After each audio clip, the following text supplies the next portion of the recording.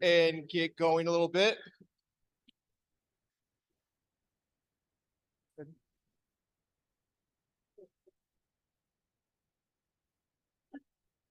Where's our positioning for the up here? Is this podium's good or not? I need a good spot. Good. Okay. Awesome. Hey, thank you guys for coming tonight. I do appreciate it. I know that everybody has hectic schedules, and we appreciate the engagement of the community and the candidates that are here tonight. I'm going to start off with a little bit of housekeeping. Anybody who's using the microphone today, just know that the microphone does not amplify us in here. It's for the Zoom. And we have residents on the Zoom call right now. I'm going to start off first with a little bit of housekeeping stuff. The Tampa Heights Civic Association has a board meeting every month and also a public meeting. We decided to combine this as a candidate forum and our general meeting all at once. So I'm going to take care of some of it up front so that we can knock it all out. The next meeting for the executive board is going to be April 10th, and the next public meeting, they have now switched to Wednesday, which is really, really important for the association and for our representatives at City Council. There's been an ongoing conflict when we were on Thursdays where City Council couldn't come to us, we couldn't go to City Council, and it created an issue. So the board took it upon themselves to switch the schedule. So now that we're going to be on Wednesdays of every month. So the next meeting will be 4/19. So we hope to see a good crowd here for that as well. We are still building our board and our committees. We love community interaction and people getting involved in the community. If you have a passion for something, please reach out to us. We can create committees. There's a process for that. Tonight, we actually have a presentation from one of our board or from our membership about doing a fundraising and doing a dog park. So if you have a passion for something in the community, please let us know. We will find a way to use the talent that we have within this community. The next porch party will be on 4/28. It will be at my house.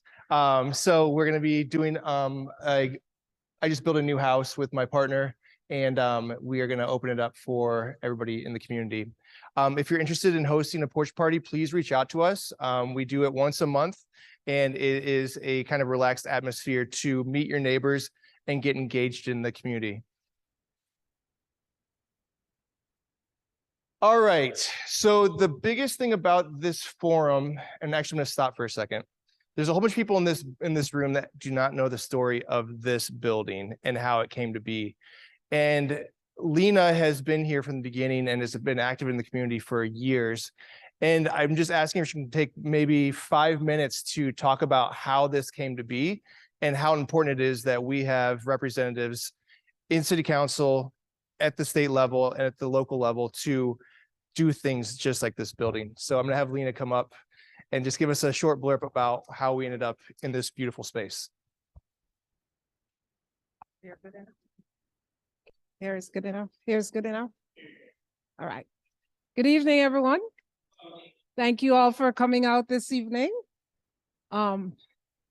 Information, history of this building. This building was built on the north side, was built in 1906. In 1953, the other section was put on, which is this high roof, this the high area. And in 2006, Department of Transportation bought this building with the intent of expansion of the interstate.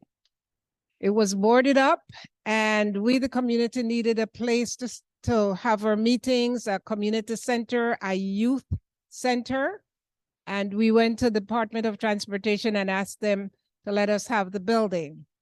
It took 2 years, and because of state law, Department of Transportation could not lease the building directly to us.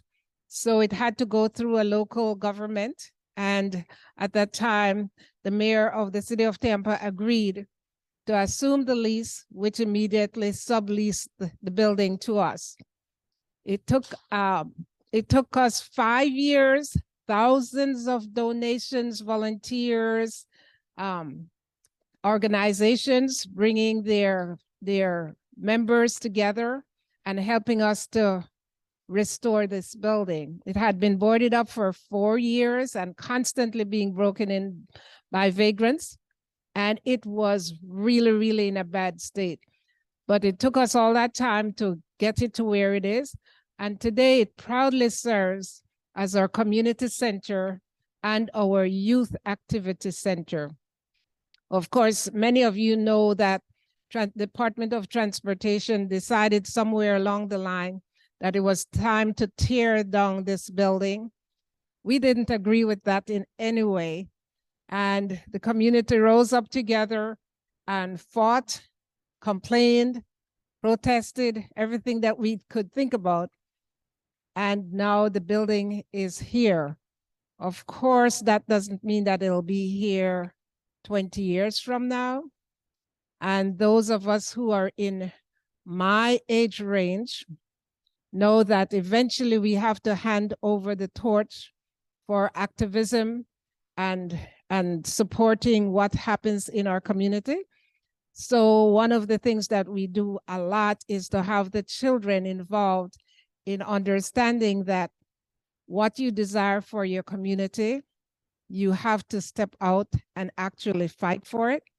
And it's great to have those who are running for elected office here tonight, because when you all are elected, you will see us before you, as those who have been there before know, coming and advocating for the things that we need inside of our community and the things that are going to make our lives, us who live in the neighborhood, to be better quality than just continuously, in this case, expanding the interstate and consuming the properties that are extremely valuable as residents and businesses beyond just transportation and highways. And you also know the impact of highways on our communities as well. So thank you for this opportunity to share that little bit of background. And whomever is elected, just know that we will continue to be in front of you, bringing the children too, in order to advocate for our children. Thank you so much.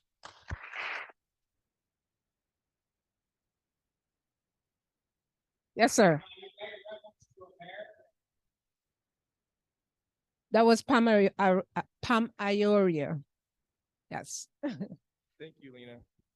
So this is like a huge example of why it's so important for us to advocate for our community, because this would not be here if there wasn't people in this association advocating for the neighborhood. So thank you, Lena, for taking the opportunity to tell us the story. This real quick. All right, so the role of this and the reason that I think is so important is I want to make sure that our residents are educated on the system and how it works and what important dates are out there. So in front of you are the important dates for voting. There is voting by mail. Just know that the ballot has to be requested by April 15th, and it has to get to the elections office no later than 7 p.m. on April 25th. The good thing is we also have our early voting available. There are 7 locations, so don't go to your precinct. Make sure you go online and find where those 7 locations are so you can go cast your vote. And then on election day, on the 25th, from 7 a.m. to 7 p.m., you have to go to your precinct. So it's very, very important to understand what that process is. And if you have any questions about it, you can always reach out to the association. We'll be more than happy to give you the resources needed to make sure that you guys can go in and get that done. Josh, can you hit it? All right, so there's often some confusion about who represents what. And the big thing about the city of Tampa's city council is that there's 3 districts that are at large. And that means that they are citywide. So the people in this room that are running at large, they actually represent the city, or the whole area. Then there's also a geographic district And they're broken down in 4 of those. Bill Carlson is going to be doing the South Tampa Davis Island area. District 5, which was Orlando Goods, which is now going to be Gwen, is the downtown, partially Tampa Heights and Ybor. Guido Mauscapo was covering 6. That's West Shore, partial Tampa Heights. And then Councilman Vieira is up in the new Tampa area. Can you hit it? If you have any questions on where the different areas go and you're trying to figure it out, if you go onto the city council, go to the city of Tampa and the city council and do the About Us, it'll actually give you a really good map of like where all the district lines are, so you can get a really good understanding of what that looks like. So this is how the runoff election goes. There's rules about this, and if you did not get over 50% of the vote, you ended up in a runoff. So that's how we landed where we are today. So on here, you'll see 2 people that have already won. So District 4 was done by Bill Carlson by 59.29%. And District 5 was won by Gwen Henderson by 50.36. If you watch these numbers, you'll see how close they came. So every body in the polls really, really matters, especially when you're doing runoffs, because often the number of people who show up for the first election is higher than the runoff election. So people getting into the polls and voting is critical for this. So it gets a little bit confusing sometimes when you're trying to look at who's currently in different positions and then who's running. So currently, Councilman Miranda is at term limits in District 2, and then Councilman Maniscalco is at term limits in District 6. So you still see them on the ballot, but it's also going to be for different districts. So just know that it's out there, so if it gets a little confusing. If anybody needs this, I can send it to you and you can have a map of it, of what it looks like. All right, so we're going to do a pretty easy format here, which is each candidate is called upon to speak. No other candidates or audience members are to interrupt during that time. The presenting candidate will be given 5 minutes for general speech. If they complete early, that time can go over. So there's a total of 10 minutes. After the 5-minute speech is done, or that 5-minute initial time is spent, the audience can ask questions. Please know to be aware of time because the questions can only go for 20 seconds, so you're not burning up their clock. And so once you ask your question, we're going to somebody else. If it comes back, we'll be all good to go. Max time for each candidate is 10 minutes because we all have to go home tonight and we have other things to cover. So we appreciate everyone being respectful of time and getting us out of here at a reasonable hour. What's that? Oh, yeah. And if we ask, there's going to be questions coming from online. If you can repeat it back so people can hear, like when you ask a question from the audience, repeat it back so that people on Zoom can understand what's going on. And that's going to be, I'm going to get your order going. So sorry for my disorganization. So the first presenter up here is going to be Sanja Brookins. And there we go. Please know this is for Zoom. And if you stand right, you're in a good spot. Okay, I'm still stuck on the 5-minute thing here. 5 minutes for initial speech and then 5 minutes for questions. Essentially, total of 10 minutes. Okay.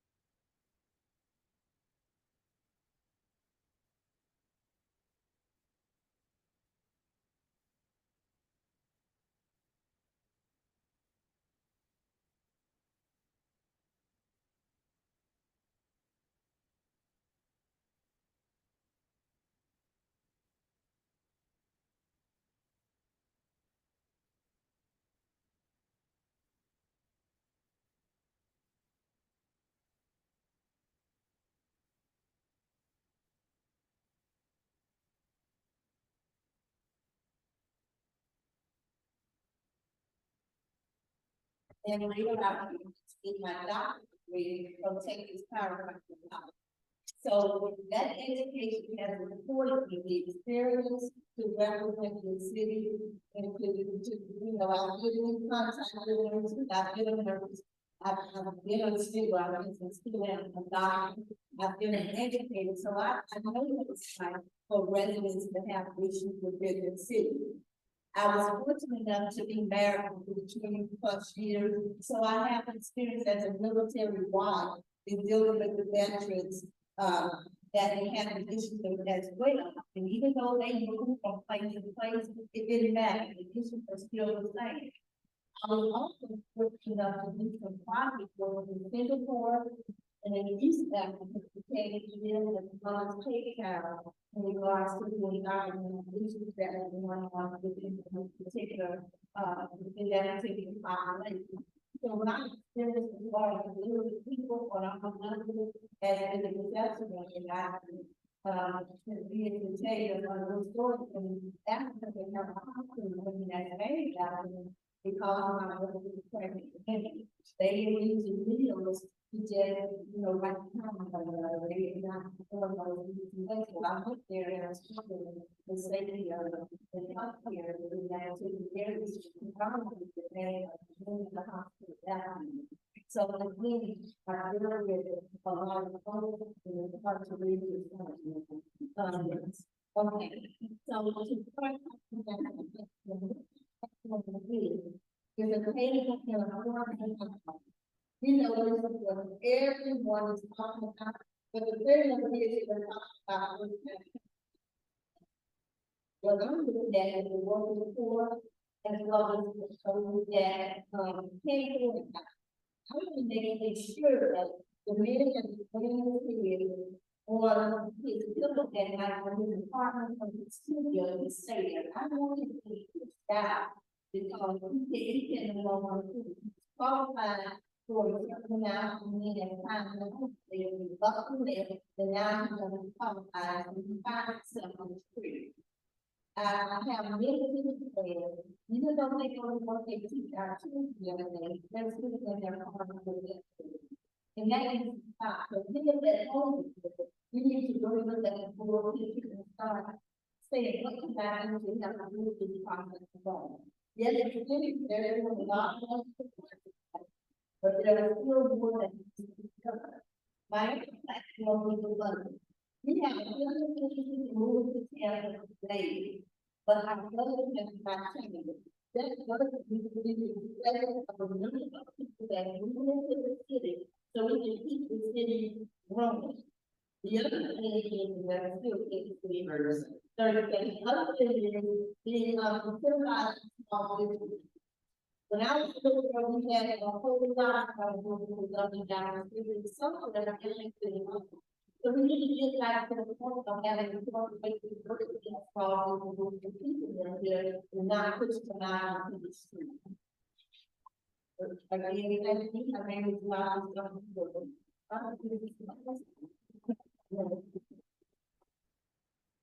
All right, so you can stay up there. We're gonna open up to the audience for 5 minutes. Any questions? I'm gonna go left to right, sir. Good evening, Dr. Runoff. Okay. Go ahead. Good evening, Dr. Runoff. City of Tampa has an alleyway problem, which is causing worsening of flooding, particularly in its neighborhood. The issue is throughout the city. Part of the problem is it's either through the inattention by the city or based on, or obviously they're putting in conditions of development and have something in different ways throughout the city. What would you plan to do to fix that or address that issue? Well, the first thing we need to do is go back and look at the evacuation plan. We know that if a heavy flood comes.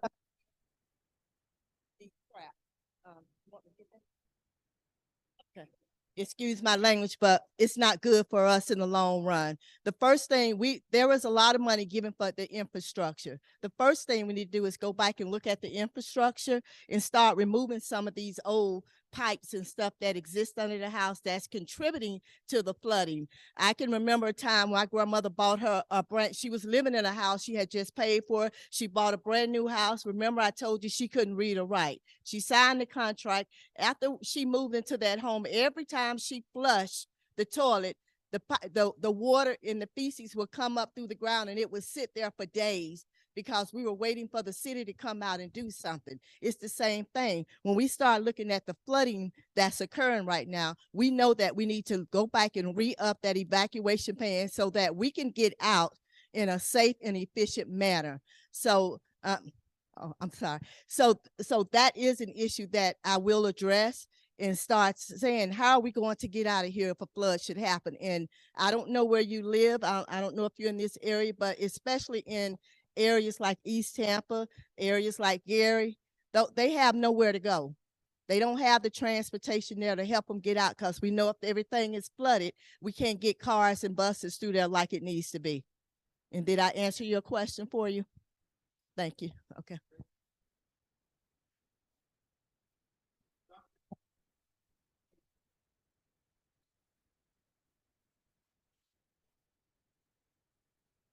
Is there an issue?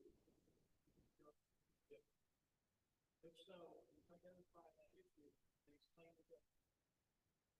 it. For the most part, me and Alan, we've been agreeing on a lot of things. I think the difference is the endorsement of the PSA survey that was given.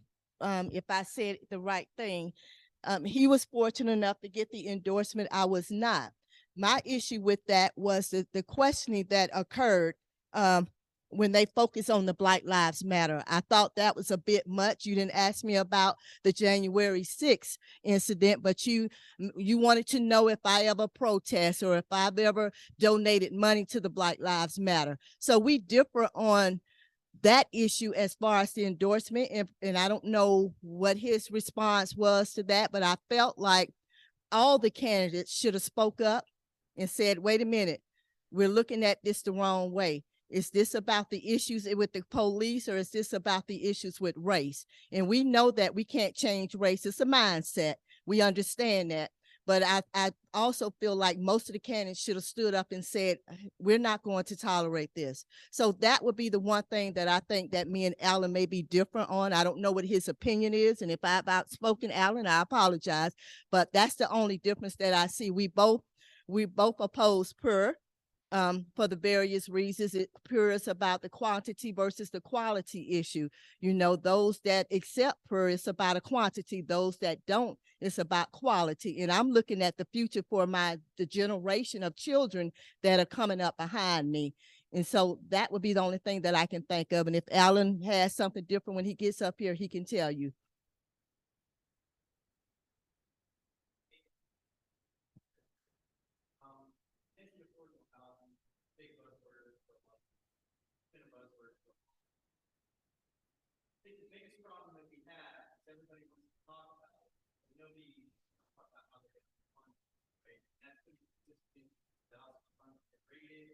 Locally and municipality, we really don't have. In the realm of how do you manage the fund from elements?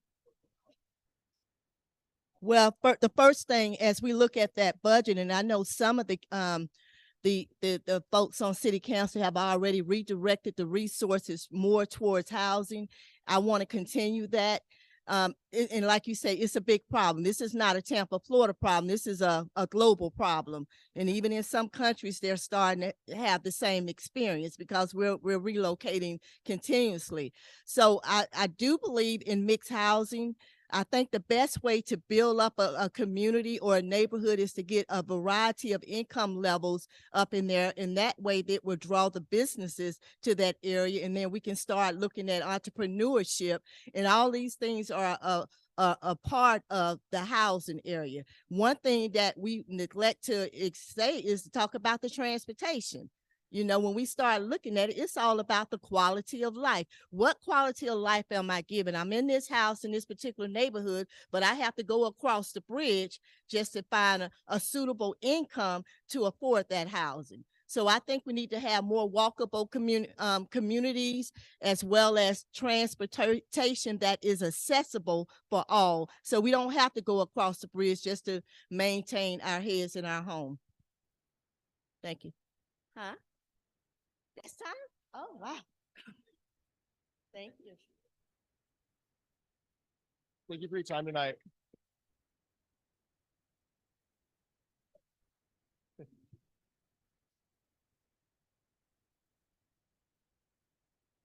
Howdy, howdy, howdy. I am Alan Clendenin, running for Tampa City Council District 1. People say, oh, you're running against Sanja, and I'll tell you this, no, we're not running against each other, we're running with each other. So I think she kind of summed it up.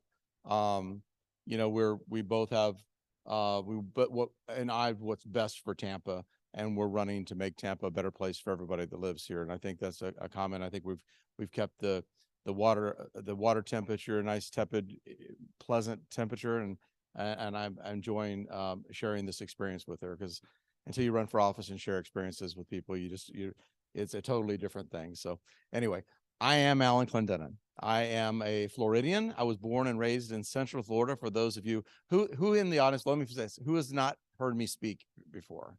Is there anybody in here that's never heard me speak before? So I don't repeat myself. Yeah, liar, liar, liar. Okay, so I'll give a little bit of background. Growing up in Central Florida, Sanford, poor kid, mother divorce, afflictions. My family, my mother had drug and alcohol addiction, and we had afflictions like a lot of families in our country unfortunately have. Grew up mostly with the influence of my grandmother and grandfather, but still very, very, poor. Lived in a minority neighborhood. We were the only people that looked like me in the neighborhood in Sanford. So I know I relate across, because that was just my life. That's how I lived. I went to 17 schools in 12 years, public schools, but I knew there was something better. I started working full time when I was 14 years old. I did so many different things, including selling bootleg 8-track tapes. That ages me. Out of the Maitland flea market, busboy, janitor, and then when I was 16 years old, I was able to work at Walt Disney World as a janitor, and then switched into attractions, and the rest is kind of history. But I knew there was something better, and through the assistance of the Hand Up, not from the government, using Pell Grants and loans, and those things, I was able to go to a community college for 2 years, Valencia Community College at the time. Now it's a 4-year school in Orlando, but when I was there, it was a community college. And then went on for 2 years to go to be a geologist. And so 4 years of school, and I naturally became an air traffic controller. That was from rocks to dealing with some pilots that have rocks in their heads. So that was, and I spent quite a bit of my career here at Tampa International. I was a controller. I was a union representative. I rapidly realized I came in after Ronald Reagan fired the air traffic controllers. And I rapidly realized they had fired the wrong half of that workforce. And I grew up as a poor kid, Florida, right to work state, no connection to organized labor, did not understand it, had no connection, no familial connection.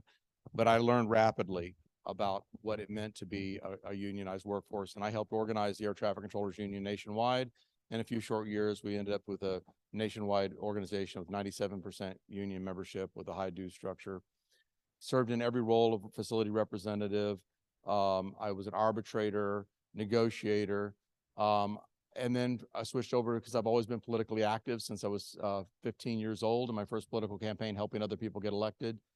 I switched over to the legislative side because we were federal employees, and I knew that our future lied within the U.S. House of Representatives and the U.S. Senate and the presidency.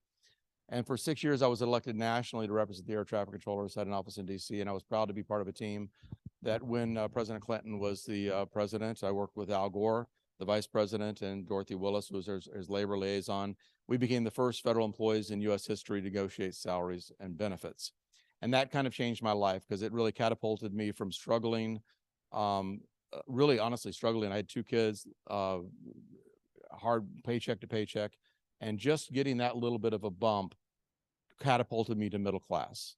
And so where I actually could breathe a little easier. So I know I've lived a varied lifestyle. A little bit more about why I want to run. I see the direction where Tampa's going. I want to be part of the solution as we see the city build out. Inclusive, If elected, I will be the first open member of the LGBTQ community to serve on Tampa City Council. I know that's crazy. Nobody's ever been an open LGBTQ member that served on city council. So I agree with Sanja that inclusivity matters. And I look forward to being a strong voice for that, because as we see that our country and our state gets some of the civil liberties and civil rights that we see keep getting pushed back. And I hope to be a strong voice for the community, but not just one community, all communities. And I think with my background and experience, I'll be the person that can actually bring that to the table and represent you all and guide Tampa into the city that really we all want it to be. And did I do that in 5 minutes? 15 seconds. 5 minutes and 15 seconds a question.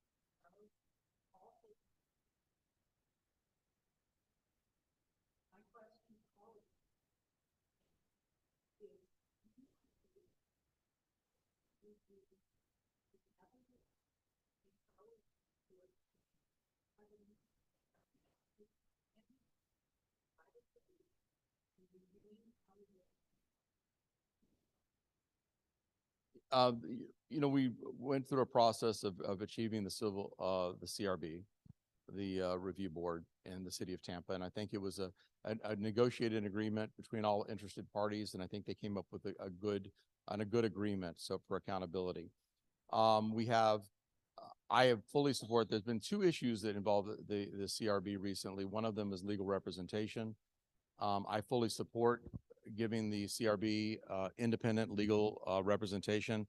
In fact, I would have probably voted to amend the charter to include that. I fully support on city council. I will support, and I think it's probably, this is going to be fait accompli. It's not pretty much going to be done, having via ordinance, because that was the legal advice that they were given, to do it via ordinance as opposed to a charter revision. On the subpoena power, it's a complicated issue. And as Councilwoman Mulhern and I spoke earlier today about this issue, I've been in a constant communication with members of the ACLU and various other interest groups. I come from and I'll share the same thing I said to her.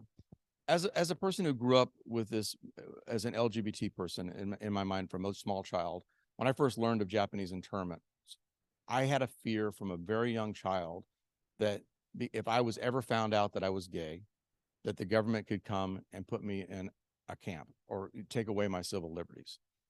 So I've in my mind, that's always weighed heavy on my soul when I think about the power. When you give the government power over being able, because government can take away your life, they can take away your treasure. I mean, they have a lot of power, and we have to be very judicious. And I think our forefathers did a good job of trying to find that balance of giving government too much power. So my fear is the way that the subpoena power had been requested is that if it was given to a board, that maybe somewhere in the future, the politicians that are elected loaded that board with less, like what we've seen with our previous, I don't want to get too political, but the previous occupant of the White House, what we see a lot what's happening in Tallahassee with our current governor. All these things that we take for granted as far as civil liberties can be yanked away like that in a stroke of a pen. If we give the government or a government appointed board too much power, they could use that subpoena power to subpoena private property like ring cam videos, and they observe other behavior and use that to target. So I come to this from, and I'm not 100% opposed. I just want more answers of how this will be fenced to protect individual rights against overly obtrusive government. And so I'm not comfortable to be there yet. I may be there somewhere in the future if another proposal is presented that maybe is more defined and more corralled and protects individual civil liberties. Maybe I can get there, but I'm not there yet.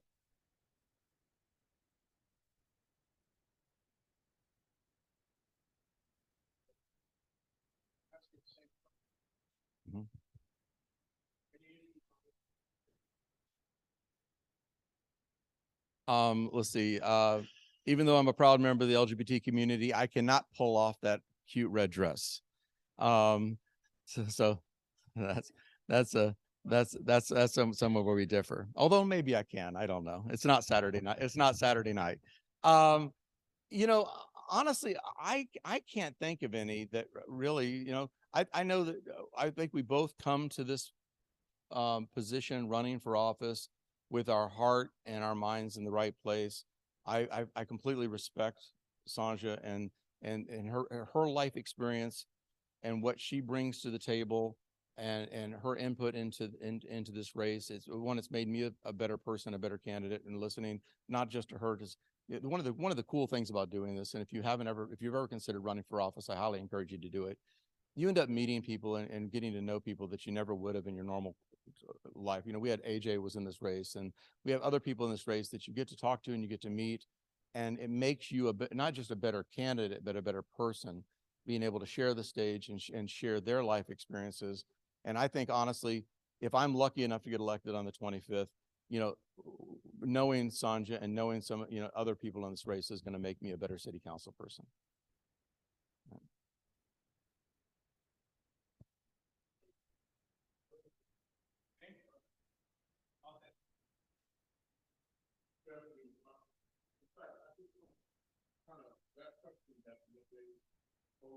Really important, and I don't want to go back to it, but I certainly would like to hear Tony's response to that question.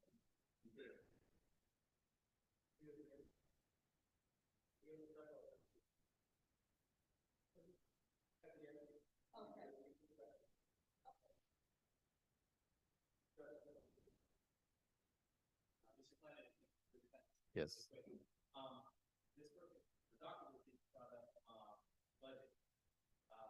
Police department has the lion's share of city budget. Would you be open to reallocating some of the funding that the police department has, maybe for like personnel carriers, and what you could consider militarized options and put those towards things like towards labs that we really need, and not like military. Yeah, a lot of what you see, and maybe one of the current city council persons would correct me if I'm wrong, but a lot of those things that you see actually didn't come out of Tampa budget. They were like basically they were gifted to us. So it's not something that comes out of our budget. And here's something I had this conversation with somebody earlier today. And again, anybody that's here that's currently on council could probably correct me. But your ad valorem taxes, your property taxes, they doesn't even cover the cost of police and fire. And, you know, our police department's operating at a significantly less number than they did years ago.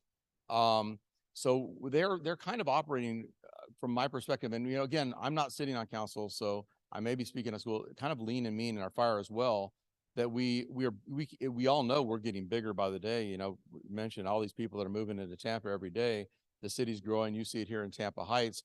Yet our infrastructure across the board, police, fire, you know, emergency, you know, realize a lot of these people provide all kinds of other services.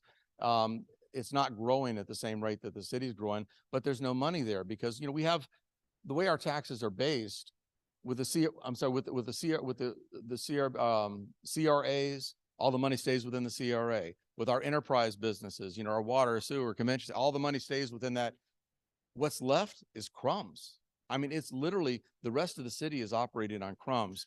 So it's a difficult balancing act, and thank goodness for grants. Thank goodness for assistance that we can get other places, because if it wasn't for that stuff, you wouldn't see. A lot of people will fight though, how are we spending money here or how are we spending money there? They don't realize this 15 million, 20 million, 25 million is coming from the state or coming from the federal government, not coming from your tax base here locally. Thank you.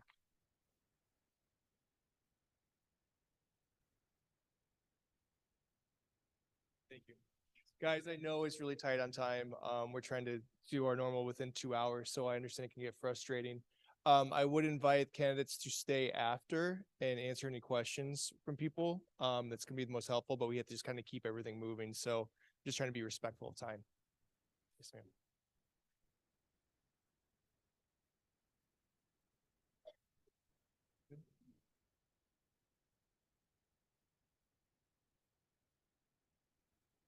Hello, everyone. Is it on? Oh. Oh, okay. Hi, everyone. My name is Robin Lockett, and I am a candidate for City Council District 2. Driving through here, so background about me. I'm a mother of two, Cedric and Xavier. Cedric is my oldest son. He's 30 years old, and I have a son by the name of Xavier, and Cedric is 39, Xavier's 30. I can't keep up with it these days. But I grew up in Tampa Heights many years ago, 3rd through 6th grade. Attended Robert E. Lee High Elementary. I understand the question about the alleyways because our house was faced an alley. And how things have changed. You know, growth has hit this area. The uniqueness is still there. Transportation is still terrible. And everything needs to be improved, right? We need smart development. Again, I say transportation was terrible because back in the day, when I received my first job at Travelers Insurance, 5100 West Kennedy, I lived in Sulphur Springs. I caught 4 buses to work and then walked from West Shore Mall to the Howard Franklin every day. So transportation is terrible, was terrible then, and is terrible now. So about me. I grew up in Tampa, graduated from the greatest high school in Tampa, Tampa Bay Tech Vocational School, and live life. I currently work for an organization, I'm on leave right now, but I currently work for an organization by the name of Florida Rising. Florida Rising is an organization that we go into the communities and we empower the communities to fight on issues that concern them. Which brought me to City Council because we were fighting against housing. 2 years lobbying, having conversations with City Council, having an agreement on, yes, they're going to do this. Some things they said no on. We did get certain things passed, so I can't even say that we didn't. We did get certain things passed, but the bulk of things, rent stabilization, no. Prices still go up, people are being kicked out, and nothing happened. Which brought me to make the decision to run. Because as my son tells me, I needed to be the change that I wanted to see because I've done the work. I've been in the community for years. My background in community work has been the political chair of the NAACP, president of Hillsborough County Democratic Black Caucus. I worked on different campaigns, issue-based campaigns, fair districts where we got a constitutional amendment passed where no more gerrymandering, but no one's listening to that. No one's reading that constitution that was passed. But you know, we have to do better. And as a city council person, I want to do better. I'm all about the community. I think that when the community comes to city council, everything that they say should not go on deaf ear. The citizens, it's taxpayer money. The citizens should have a say and see where it's going, not get empty promises. So, oh, I'm sorry. Okay. So I'm community-based. I'm a community-based person. What makes a great organizer is being a great listener, right? Meeting people where they are and bringing those people with you to make something happen. That's what makes a great organizer. Oh, and I'll make a great, with me and my background, I will bring something to city council different, right? Because I'm a great listener. It's all about the community, and I think the community needs to be empowered so we can move things forward. How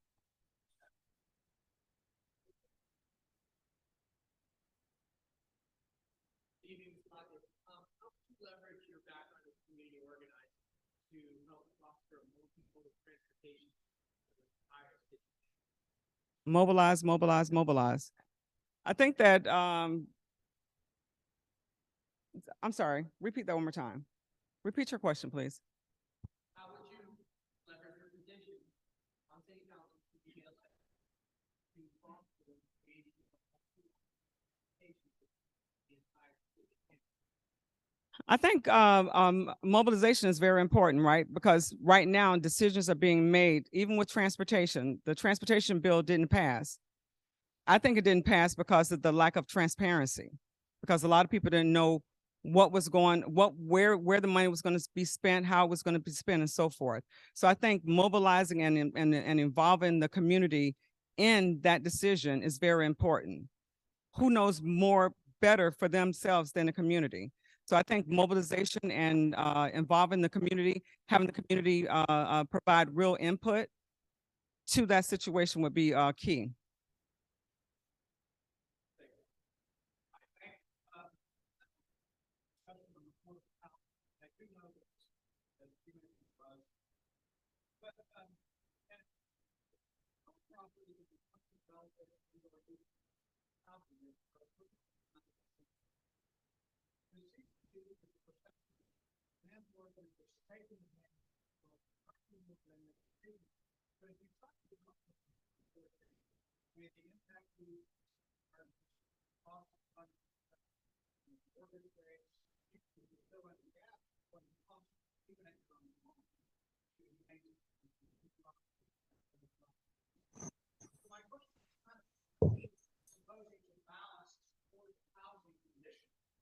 Against what it actually costs to develop and maintain and prevent properties that are vacant.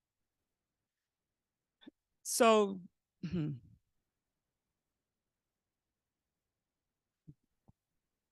what? That's a good answer, because I think you answered it in that response. It's not just people raising. No. It's that and, right? I was laughing because I think that landlords, not everybody deserves to be a landlord because they're not treating it as a real business, right?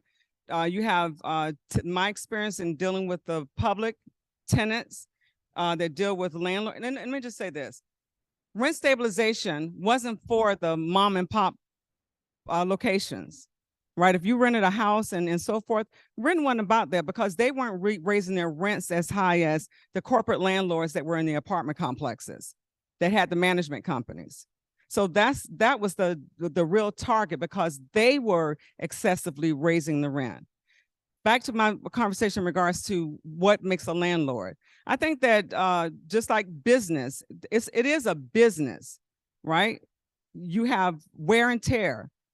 So if you're a landlord that's just collecting rent and not putting money aside for the future, then something like the pandemic will really affect you, right? So I think that just really emphasizing to individuals that do own properties, giving them a business class because they don't know what they don't know, right? So possibly even offering them a business class so they can set it up as a business for, to take money out to put aside for repairs or when their taxes are increased or when the roof needs to be repaired or something of that nature, and it's not that full burden is not put towards that renter.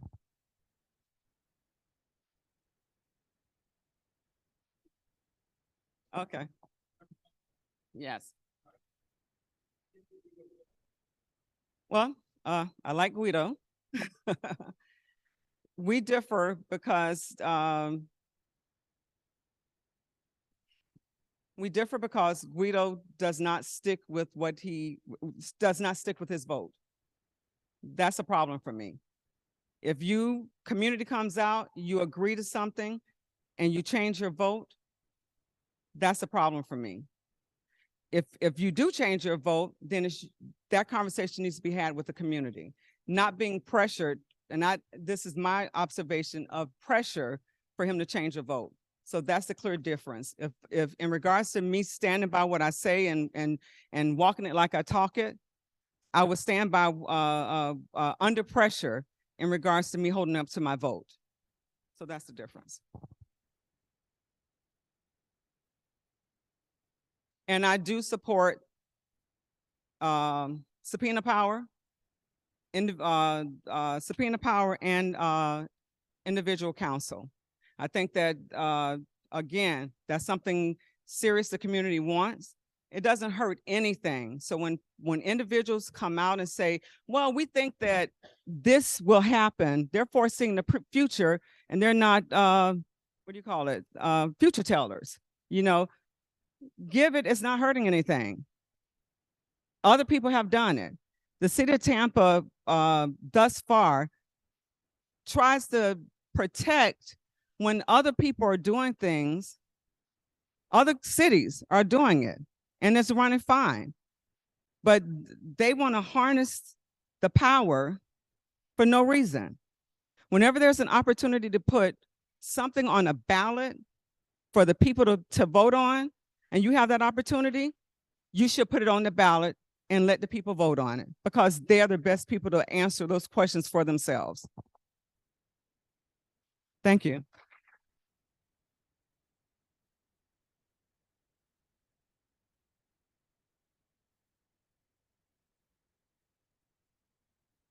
Councilman? Thank you, sir. Thanks. You're doing the time? Okay. Hi, everyone. My name is Guido Maniscalco. It's an honor to be here. It's more of an honor to have had the opportunity to have served on city council since 2015. As was mentioned up here, District 6 encompasses parts of Tampa Heights. It goes all the way to Bush Boulevard, all the way down to about Plant High School. And I am proud to say that when I was first elected in 2015, my first significant vote was against TBX. And I've served on as a member of what was the MPO, now TPO. And I was the only vote against TBX. And that was something that would have seriously affected this neighborhood. And ever since then, I've always been or tried to be an advocate for neighborhoods, try to listen to the people, respecting the character and the makeup of our neighborhoods. Tampa Heights, which I am in either every day or I'm driving through every day, I spend a lot of time in this area, is one of Tampa's most important and most beautiful neighborhoods. You know, you live here, you're around here, and you see the importance of it. Some of the main things, and we've discussed several topics with previous candidates, our biggest crisis that we're facing is housing affordability. So many people are moving here. We see the cost of rentals. We see the cost of real estate. But Tampa people are being priced out of their own communities. People that are moving here are facing these huge numbers in renting just to live within the city limits. So what we need to do in addressing this is not so much rent control, because we have a state legislature that prevents us from doing a lot of stuff or will continue to prevent us from doing stuff. We have to look at how we address our land development code in addressing accessory dwelling units, looking at parking minimums, requirements, eliminating those, reducing those to make it easier to build. When we have developments that come in, typically a developer will come in for affordable housing. Let's say it's 100 units or 300 units. They're capped at 10%, and some try to meet that 10% for workforce and affordability. I think we should expand that a little bit more.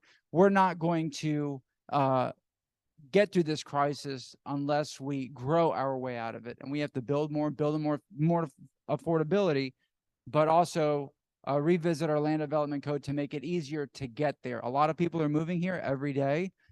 It's not going to stop. We're a very, very hot market. I think we've been undervalued for a long time. You see what happens in Miami and the growth there over the years. It's trickled over on this side because people thought that Tampa was a cheap place to live, and now it's not. We're on the map, and with that, housing prices go up. When we talk about rent control, not that we're not going to be able to do it because the state is going to prevent us. I know there was a Senate bill recently that was to ban rent control. But what we can do is look at different alternatives, as I've mentioned. Issues with the police have come up, subpoena power, citizens review board. I was there in 2015 when that topic came up, and I voted for the creation of that board.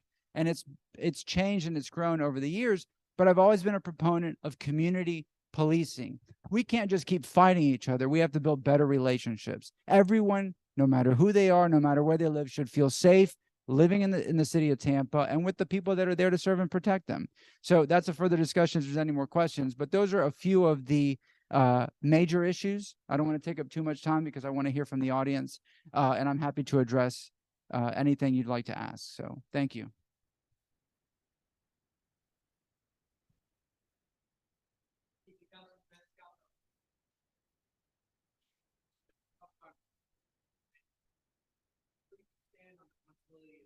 Eliminating family residential zoning or taking a approach like St. Pete and then evaluating more of maybe getting rid of family residential housing. Where do you land on that? What's the philosophy of that? How do you actually modify the land development? Are you asking about allowing for more duplexes and triplexes and quads and more density on, you know, certain parcels of land? Yes. So last Thursday, we had a report from the city of city-owned lots that are vacant that can be used for affordable housing. And with that, what we can allow to be built on those properties. So if we have duplexes, quads, whatever it is that we don't allow in the city as much as we should, or ADUs, accessory dwelling units, where you have a single family home, and if they have the space, they can build a 600 square foot structure in the back. I believe in increasing the density, not just on main thoroughfares, because in order to attract multimodal transportation, mass transit and whatnot, you want the density of residential, but to address the affordable housing situation. St. Pete is talking about that tomorrow. I want to see where that goes, but I'm open to, again, growing our way out of this problem, because that's the only way that we're going to. It's a supply and demand issue, and we have to make that housing available. And again, look at the land development code and looking at different options moving forward. So I am open to it until we get to where we get out of this problem or make serious changes. We've also, as a city council and as a CRA, combined separate budgets, but have voted to allocate millions towards housing.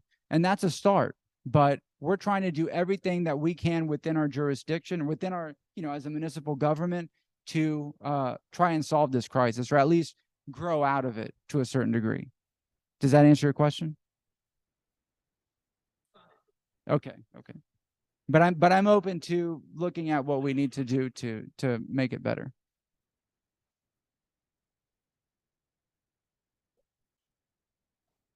Okay.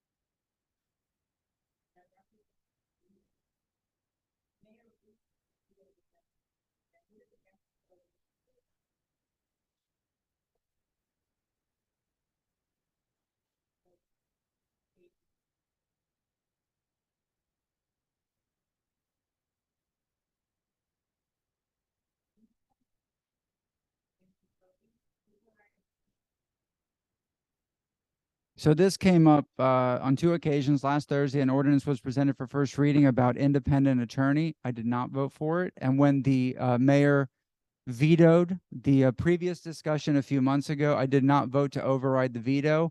And the reasons behind that were, from my understanding, as a CRB exists, if there is a conflict of interest, they can hire. If there's a conflict, they can request to hire an outside attorney, from what I read.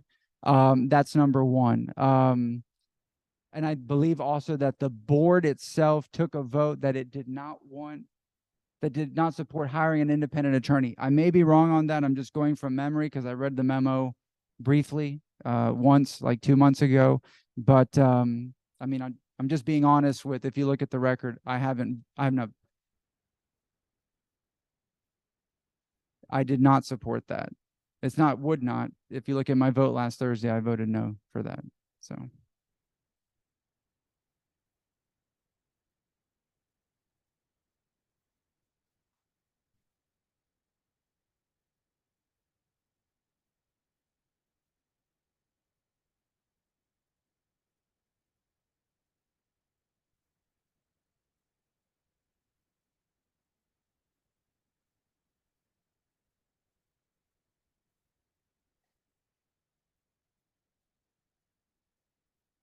Mhm.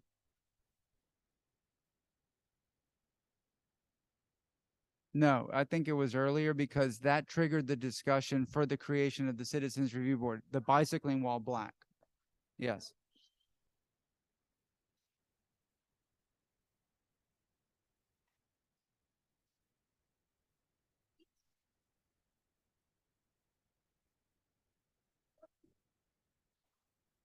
I would not be in support of that because again, that's what triggered this conversation. I came on board city council in April 2015, and by that summer, within a few months, it was a Creative Loafing article that came out.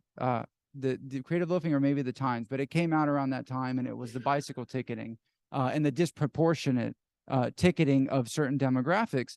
Which again, you know, I'm not criticizing any, I'm not in the police department. However, I would hope that they would learn from that and not repeat that, regardless of who gives the opinion of supporting it or not.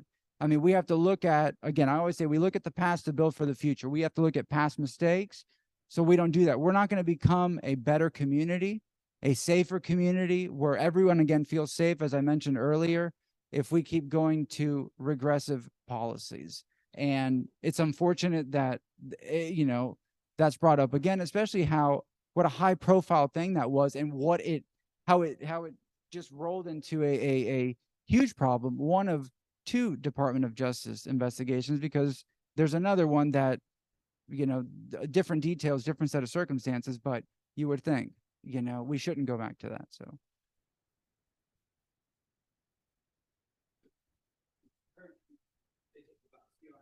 CRB.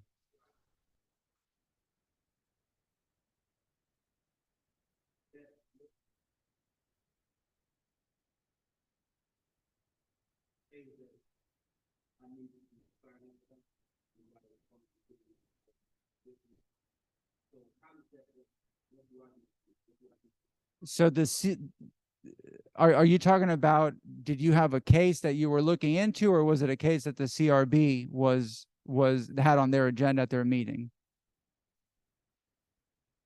So it would be a complaint to the police department or a case through the police department. Then it would get to the CRB. The CRB, the Citizens Review Board, reviews closed cases, and it's an open public meeting. They have them monthly, bi-monthly. It's open to the public. There is a public comment period, and it's an appointed board, mayoral appointees and city council appointees. And I believe the NAACP also has an appointee. But if it's a question directly with the police department of a specific complaint, I mean, I'd be glad to help you get in contact with whomever there. So.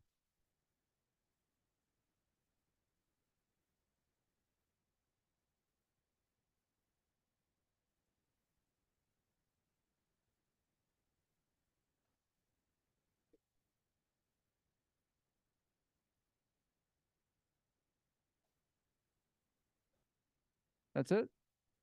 Thank you very much. I appreciate you all being here and for listening. Thank you.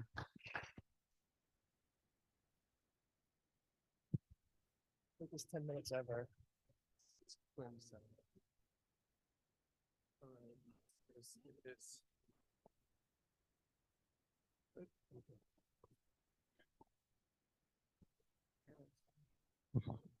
Hello, everyone. Thanks for showing up and being here and being interested in this community and this city. I was born just down the street in Ybor City.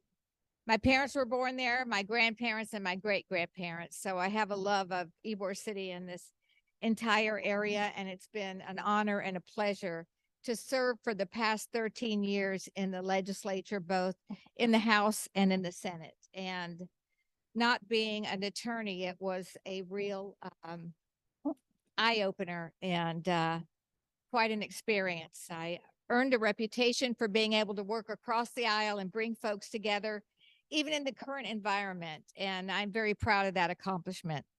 I am proud to be endorsed by the Tampa Tribune, Equality Florida, the Tampa Police, and the Tampa Firefighters. And I wanted to talk with you about a few of the accomplishments that that I worked very hard for, and one of which was an allied health building at HCC. It was important to bring home money so that we could expand the nursing program and some of the other health services programs in Tampa. And I brought $18 million home for that. And then I also, when I was in the Senate, I started a program and proposed a bill called Get the Lead Out. And that was because I was made aware of the fact that schools that were built in 1986 or older actually were built with lead pipes. So we, as families, most of us, when we drink filtered water out of our refrigerator or out of a bottle or whatever we do, but our children for 12 years, if you're in one of the urban core schools, are drinking water out of a water fountain that's has lead contaminants. And there is no amount of lead, according to pediatricians, that say is safe for children. So my first year in the Senate, I proposed the bill and I couldn't get it passed. So I came home determined to at least put filters on the water fountains in schools in Hillsborough County. And I raised $120,000 and we put filters on the water fountains in the schools. And that's what you do. If you can't get something done, then you go and take care of it and you reach out and you get work done. I did the same with my job fair that I've hosted for the past 13 years. We have 100 employers that come through and usually 1,000 people attend, but that both for the employers and for those seeking employment, it is a free event. Typically 1,000 people come through the door once a year. And I'm very proud of the work that I've done. I'm proud of the reputation that we have. It's one of the largest job fairs in Tampa. That's the kind of work you do as a public servant. It doesn't stop on the one day of the week that you're on the council. It's work that you do. If you can't get something approved, if you can't pass the bill, then go make it happen. And that's what I'm known for, being resourceful. And that's what I intend to do on the council. I want to let you know that my 13 years experience has taught me how to bring home money from a $120 billion budget in Tallahassee. And that's when we work in lockstep, whether you're a Democrat or whether you're a Republican, you work together to bring home money to your city. We have to be more aggressive as a council. We have to go to Tallahassee during session. We have to beg for those dollars. There are 60, I don't know how many counties are there. There are 267 cities, 123 towns, and 21 villages that are all fighting for those dollars that are available. And someone mentioned the Sadowski funds over here somewhere. It is criminal that we sweep those funds into general revenue because we have leadership that doesn't believe in funding affordable housing at its fullest. The Sadowski funds, it's a doc stamp that they collect on a mortgage, and it is collected for affordable housing, yet the administration takes it upon themselves to sweep those funds wherever they need them. We have a Senate president this year that believes more in affordable housing, and the realtors have been working really, really hard to fight that sweep. But that's money. Someone said, you talk about affordable housing, but what are you going to do about it? We have to get our butts up there and we have to fight for this money. We need our share of those dollars, not just in Tallahassee, but also on a national level. And I bring to you the experience to do that. 30 seconds. It has been an honor to serve. I want to continue my work. I ask you, this is my 5-minute commercial, asking you to believe in me and to give me your vote. It is a very low turnout that we have, so every vote is magnified in my opinion. So please vote for me on April 25th.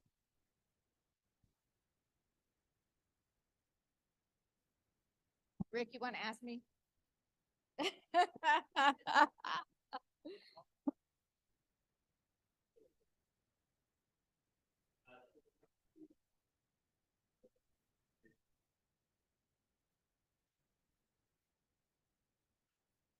How do we get the transportation that we need? Was that the question?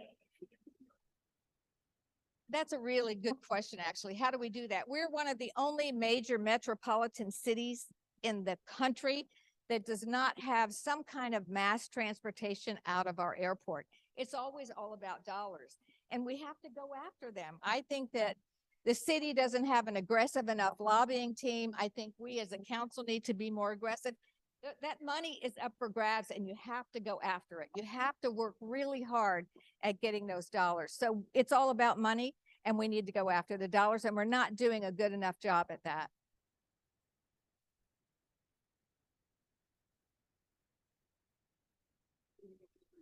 Hi.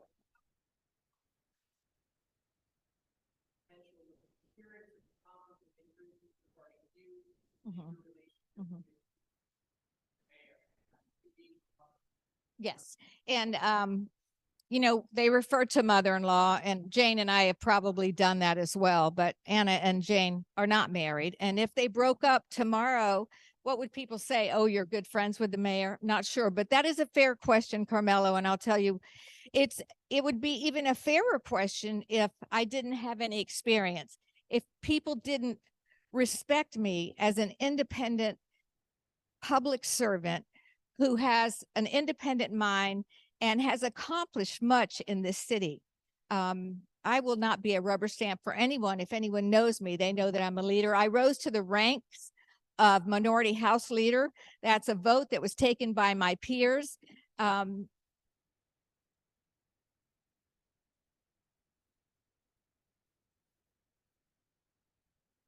I don't rubber stamp anyone, nor will I take direction from anyone. I'll do what's right for the people. I've always done that, and I've always been able to live off of my record and the respect of my sterling reputation.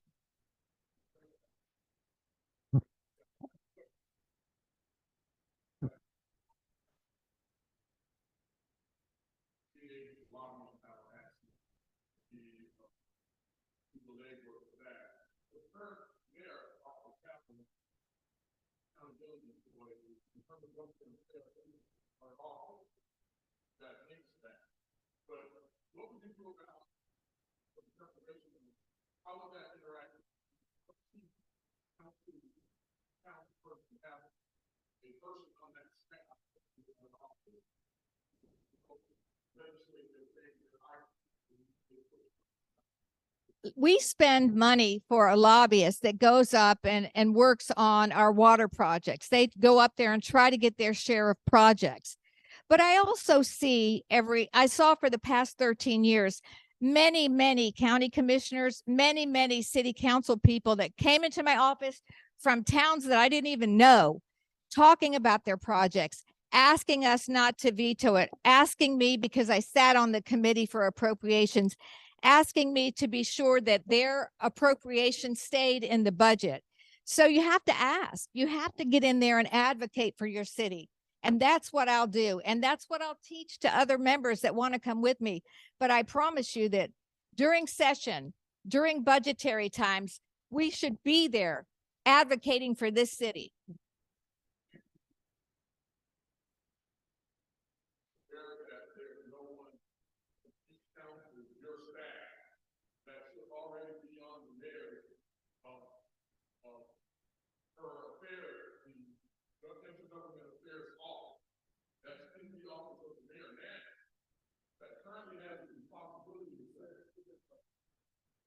Yeah.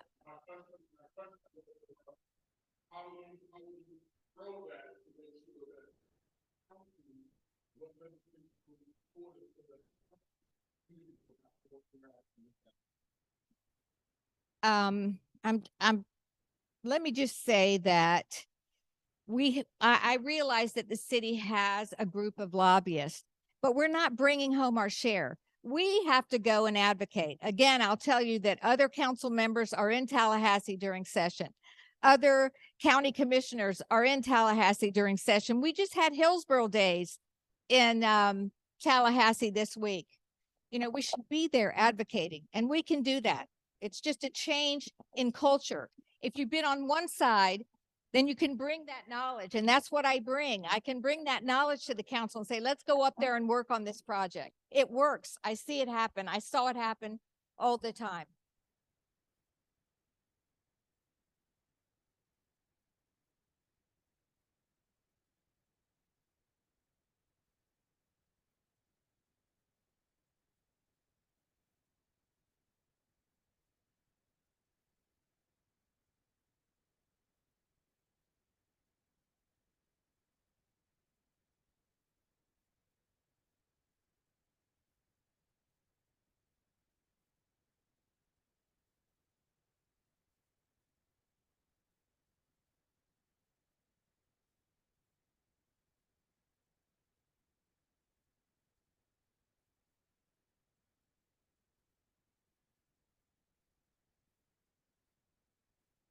the Zoom, it does not amplify you anywhere. Oh, okay. No problem. I'm a former school teacher. Got the voice. Hi, everybody. I'm Councilwoman Lynn Hertag, and thank you so much for hosting this. Sorry I was a little bit late, but I had my councilwoman hat on earlier down at another community association meeting. So again, thank you for having me. And you know, I do agree with former Senator Cruz. I think experience does matter. But in this case, I actually have the local experience in Tampa. I have been working with the city for over 6 years. I've worked first as a neighborhood leader. I've been working for Old Seminole Heights Neighborhood Association, and I have been in this room many times with Tampa Heights working on FDOT projects, TBX, all of that. And also from there, I was appointed to the city's Charter Review Commission, which reviewed the city's constitution. So I know that quite well. From that, I was appointed twice by Mayor Castor to the city's Variance Review Board. And that board looked at land use issues, which prepared me for being appointed to council. So I actually have a lot of civic and neighborhood experience that I think is the better choice. You all know me, so I'm going to leave some space for questions.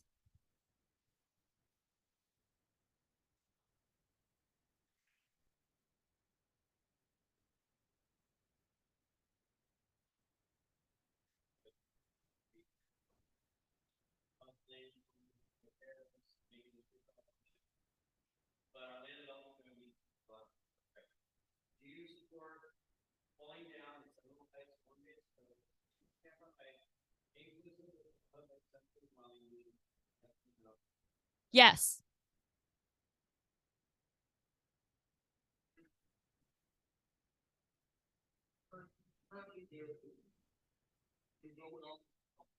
Yep.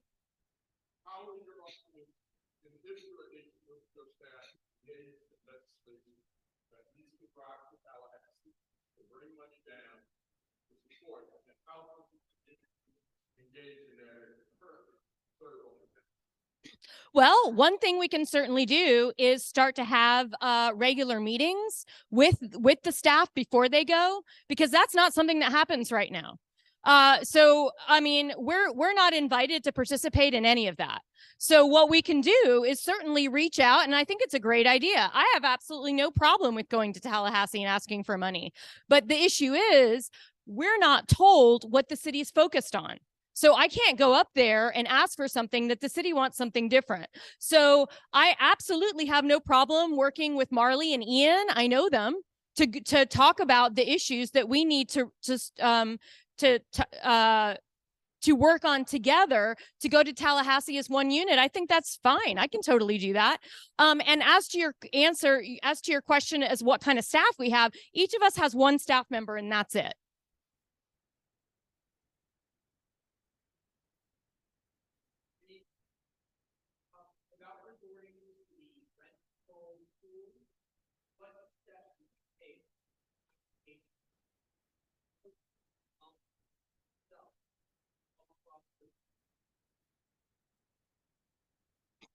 I was just at a ribbon cutting last week for a Blue Sky development, which is 100% affordable housing. And that's one of the first of its kind that isn't connected to Tampa Housing Authority. But that took like an act of God to get to happen. And we should be able to do it a lot faster than that. A lot of the issue, people are looking for giant pieces of land. That doesn't exist anymore in the city. So I'm really curious to see, Gainesville just passed its just complete overhaul of zoning. I'm actually kind of shocked that the legislature didn't take that up this term to kind of try to preempt that. So I'm calling that a win. Nobody tell the legislature. But no, we absolutely have to. We have to look at our land development code. We have to change. It's not just the land development code. It's the future land use. And right now we have tons of comp plan amendments. I think tomorrow night we have 4. We need to overhaul that so that stuff stops coming in front of us. Because to me, all the areas that we're doing these comp plans, which are not, by the way, quasi-judicial, so I can actually speak about them, they're in areas that we should already be allowing this type of development. So we need to, before we look at the land development code, absolutely look at future land use and fix that first.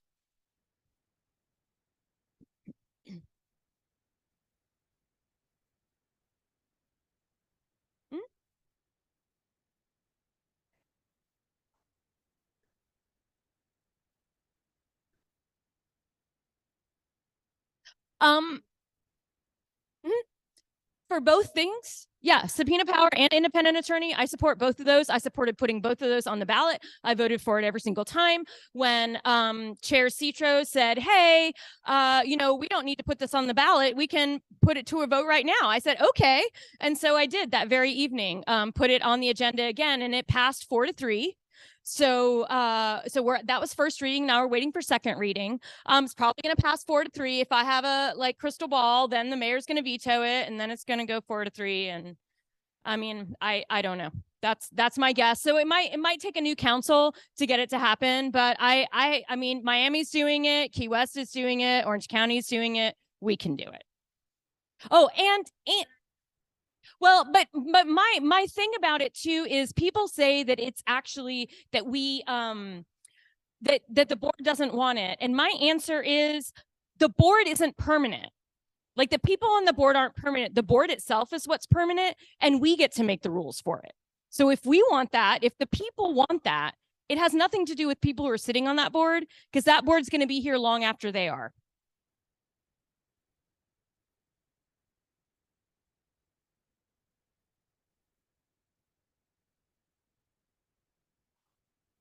Oh, yes.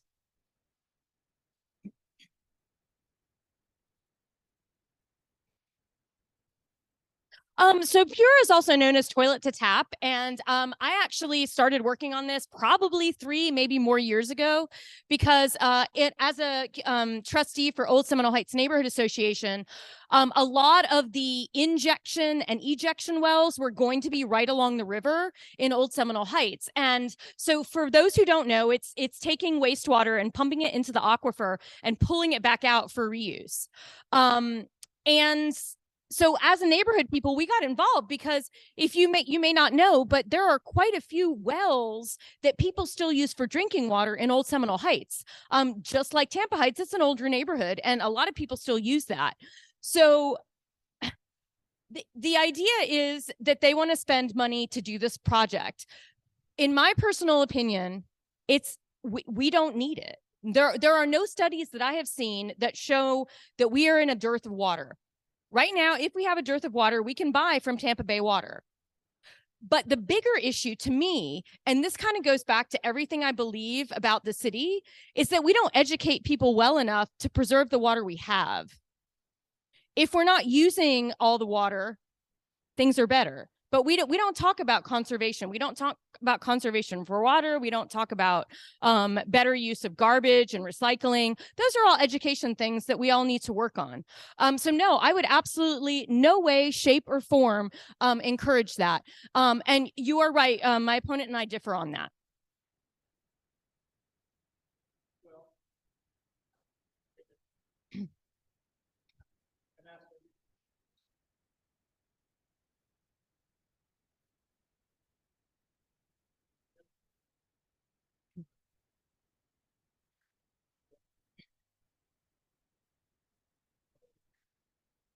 Yes, I actually think that municipal experience is more important than state legislative experience, because we're talking about the city. And I think I have actual proven experience in working with city government.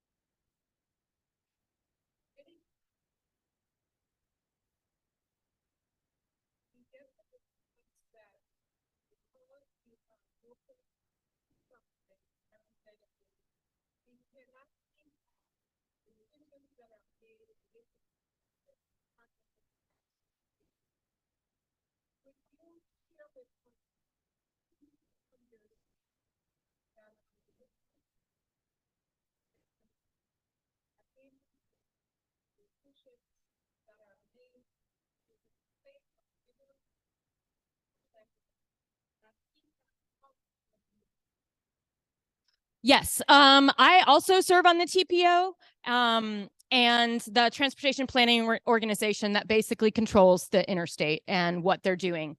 Right now, we're in talks in Tallahassee of combining us with multiple MPOs and TPOs, and that's going to be disastrous because we're going to be considered just a cut through. It's coming, and the ways we can affect the change is to actually be there, have the conversations. I talked to David Gwynn. I try to get through. Yeah, I know you laugh. Because honestly, I feel sometimes more ineffectual now than I did as a community person, because as a community person, you can go en masse. And it's harder from, we had support with county commission and now we don't. So we're having to reconfigure, how do we answer to the citizenry that's in the actual going through the urban crisis. And believe me, I'm there with you. But no, we just have to keep talking. We're going to have to probably advocate, and we're probably going to have to combine local government forces and the public to get something done.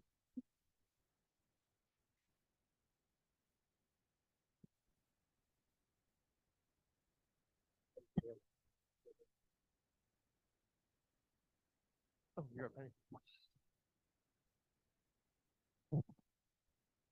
All right. Well, good evening, everybody. My name is Hoyt Brindle. I'm very happy not to be going last for once today. So appreciate you where you put me here in the lineup.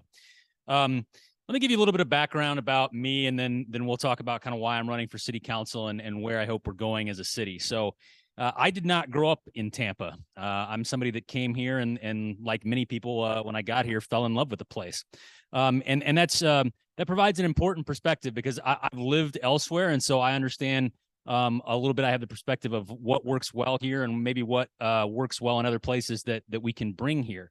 I am a lawyer currently. Before I was a lawyer, I was a commercial lender that did small business SBA loans. And so some of the small businesses around town, when they buy owner-occupied real estate, I was fortunate enough to work with banks and small business owners to help them get those pieces of real estate. And I decided to run for city council because, as everybody's talked about in here, the city has a lot of big challenges. I mean, you see it: housing, transportation. And ultimately, the current city council collectively isn't doing a good enough job to address those issues. And so with my background in the private sector of somebody that's used to getting stuff done, again, whether that be delivering over $140 million in SBA approved funds to small businesses or solving complex problems for my clients as a lawyer, I want to bring that work ethic and tenacity to city council. And really the housing crisis is where we start. Everybody's talked about it in here. We've heard a lot of different things. It's becoming too expensive to own a home here. It's becoming too expensive to rent here. We have quickly approaching Los Angeles and New York housing prices without Los Angeles and New York incomes. If you're a teacher in this town, can you even afford to rent a one-bedroom apartment? If you're a shift worker, can you even afford to rent a one-bedroom apartment? The answer in many cases is no. In fact, I don't know if some of you have seen, but I think I heard recently that at the Heron down on Water Street, that one-bedroom apartments are going for $4,000 a month. So just think about that. There's not very many people in this town that can afford rents of $4,000 a month. So we have to use the tools that city council has, and we have to get to work on the comprehensive plan and the land development code, because ultimately, as Guido mentioned, it is a supply and demand problem. We don't have the ability to have rent stabilization. And in fact, the state legislature is going to completely preempt that with Senate Bill 120 this session. And so we have to make sure that we're speeding up development, but also ensuring that we've got the structure in place, that we have good quality and sustainable development. The other big issue that I'm going to be focusing on is transportation.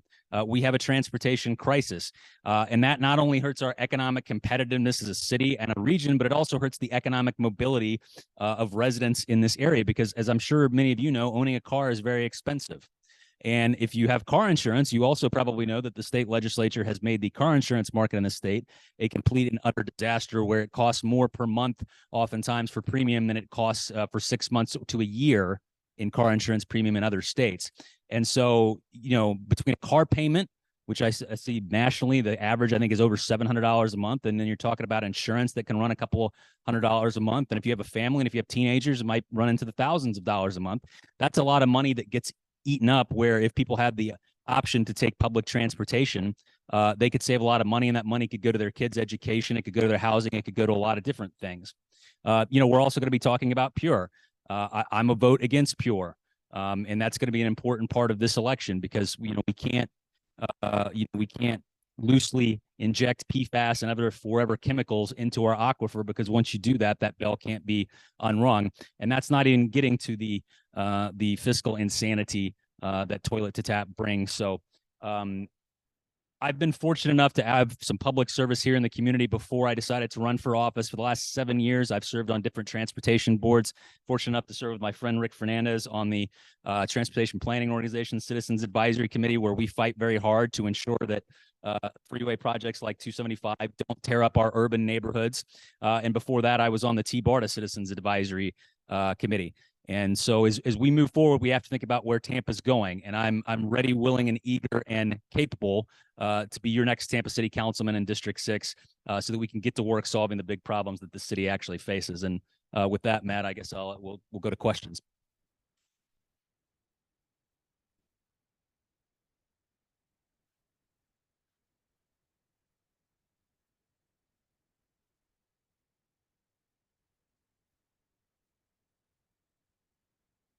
Well, first, I would try to serve both on the HART board and the Transportation Planning Organization board. The TPO board is actually one of the most important tools we have, because while it does not determine necessarily where funds go, it can prevent funds being used for certain things, and that's an important piece of leverage. Thanks to Rick and the folks at Sunshine Citizens, and well, even me, going and trying to advocate against some of those projects. It was actually the TPO board that minimized the original scope of what they were doing with the downtown interchange. Although unfortunately, it seems due to some losses in the election that it's shifting back in a direction that's, in my mind, completely unacceptable and shouldn't happen. So we've got to start there. We've got to start using the leverage. We've also got to start, on the very basic level of sidewalks. We have a dearth of sidewalks in this city. We have a sidewalk trust fund that's completely underfunded.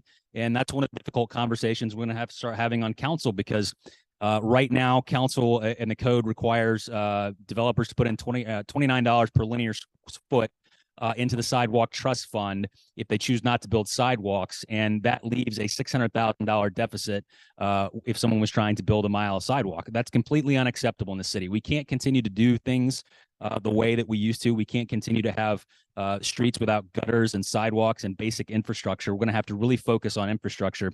But to further answer Jason's question, as has been mentioned here before, we're going to have to go to the state, and we're going to have beg the state and work with the state and work with the county to get additional funds here. I don't need to tell anybody here that, all for transportation is not coming back with the current board of county commissioners. So that option's off the table, probably at least until past 2026.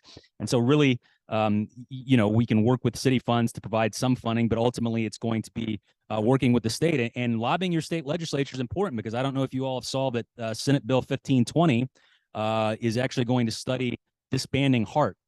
And I can't tell you what an utter disaster that would be for our community. We already have the most underfunded public transportation system of any major city in the country.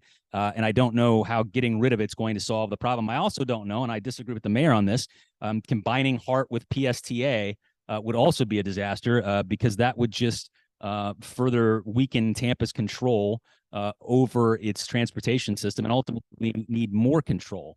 But really, Jason, it's going to be going to the legislature. That's how Orlando got Sunrail, for example. People say, okay, well, we can't get rail here. Yes, we can. It's just going to require working with our state partners to do it. If Orlando can convince the legislature to get Sunrail, we can get rail. We deserve rail, and rail is one of the best transportation options we have, because it's one of the easiest ones to control reliability in terms of times, which is what makes people want to ride public transportation. But it's also important because the economic development benefits it brings. For every dollar spent on rail infrastructure, it typically crowds in $3 of private investment. And again, that's important because a rail line can't easily be moved. So developers and others know that they can plan their developments with certainty that public transportation is going to be there. Where as much as we need the bus system, as we saw during COVID, when funding got short, a lot of bus routes disappeared. And so really, focusing on rail and really going to the state and advocating for those funds is going to be very, very important.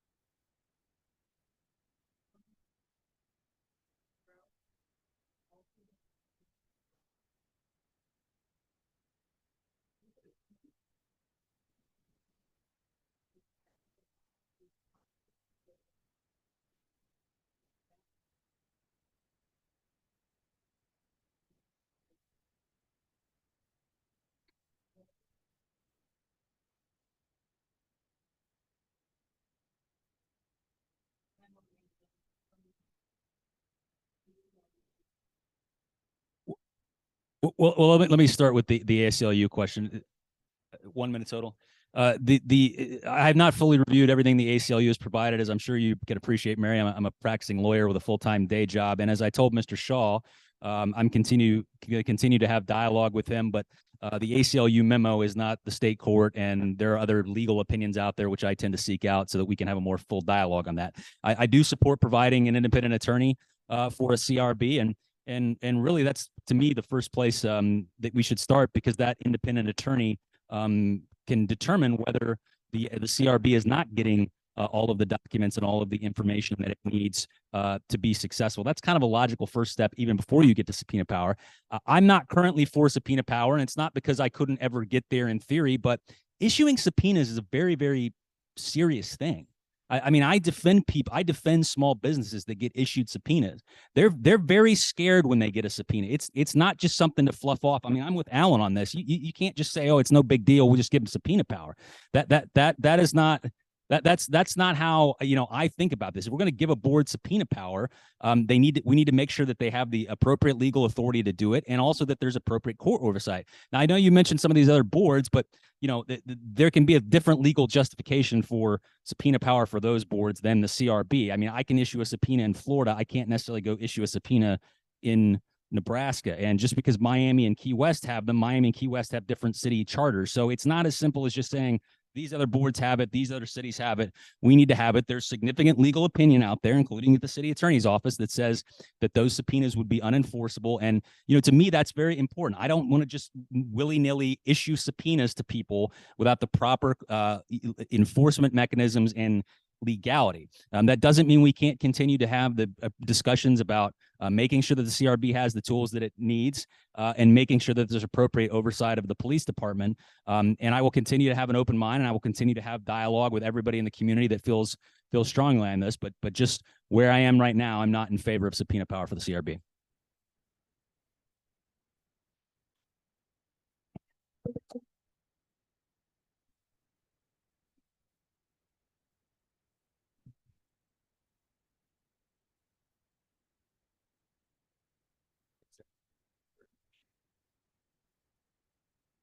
Thank you all very much for being here this evening. I'm Charlie Miranda, candidate for Council District 6. Let me give you a little background on myself. I was born and raised in Ybor City, and I had a beautiful home. It had solar hot water. It had a playground. It had thousands of kids to work with. And it was called Tampa Housing Authority, Ponce de Leon Public Housing, 1860 Kennel Court. I was educated in starting with Orange Grove, George Washington, and I never went to high school. I went to Jefferson, where they taught you a lot more than just about reading and writing. They taught you about how to go to work, how to earn a living, and how to do everything that you need to do to support your family. It was a different way of life. Let me tell you about vote by mail. I bet you brought it up when you first spoke about it. Vote by mail is very important. And guess what? All of you that vote by mail, every 2 years, you have to reapply to be able to vote. I'm sure you know that by now. However, early voting and voting on election day, you don't have to do that. So there's something that has to be done in the legislature to change that. You should not be discriminated on your voting ability. Everybody in this country should have the right to vote, no matter how you vote. So don't discriminate, make me or you or anyone else here to have to make every 2 years the right to vote by mail. You have to do it.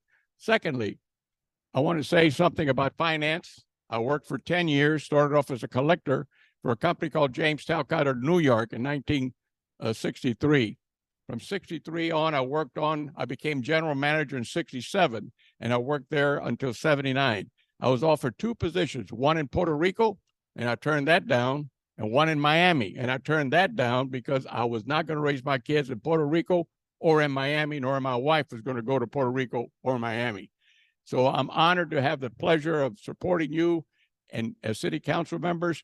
Let me also say that subpoena powers, in my opinion, is only for 3 reasons should have them: the judge, state attorney, the prosecuting attorney, and that's about it.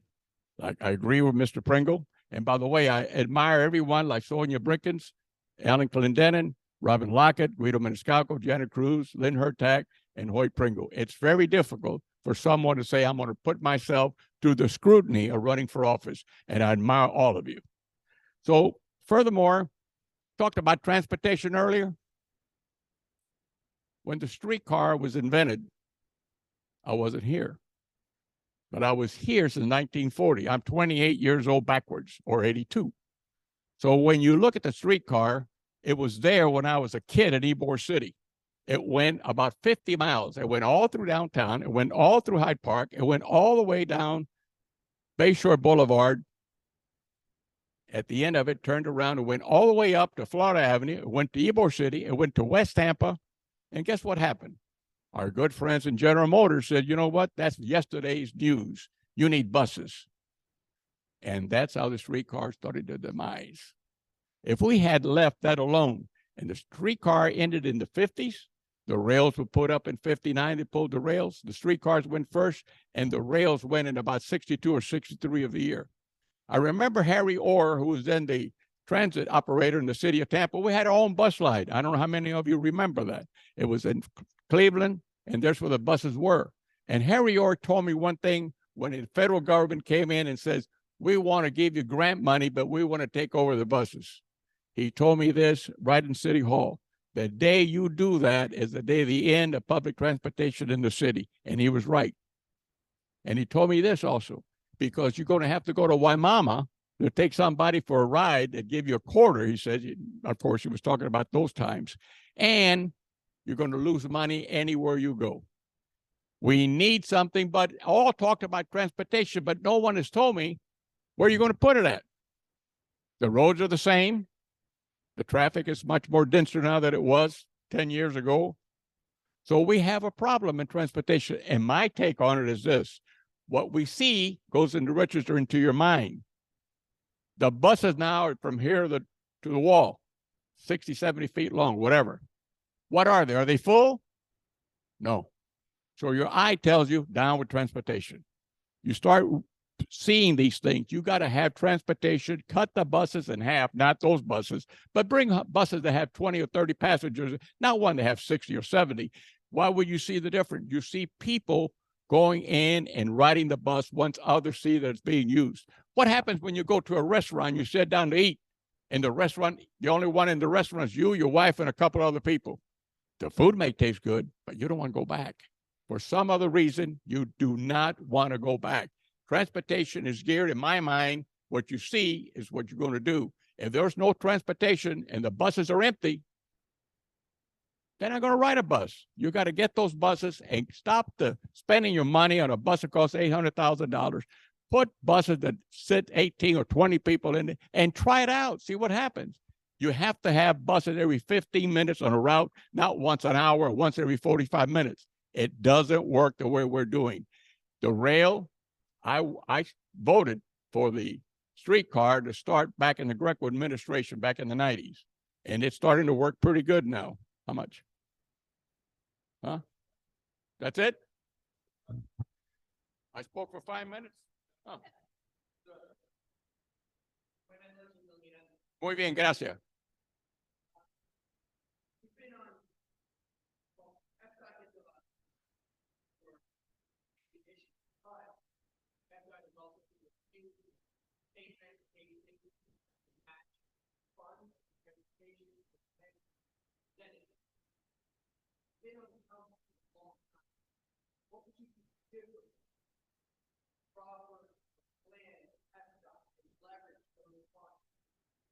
Good question. Very good question. I've never served in the transportation committee for the state.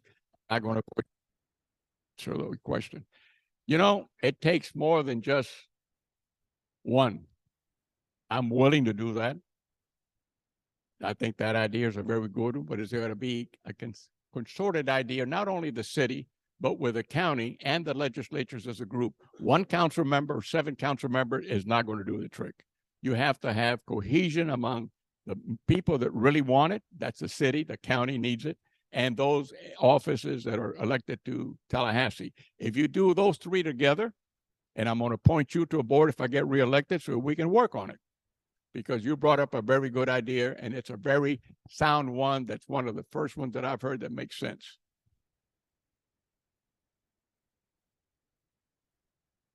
I didn't startle you, did I?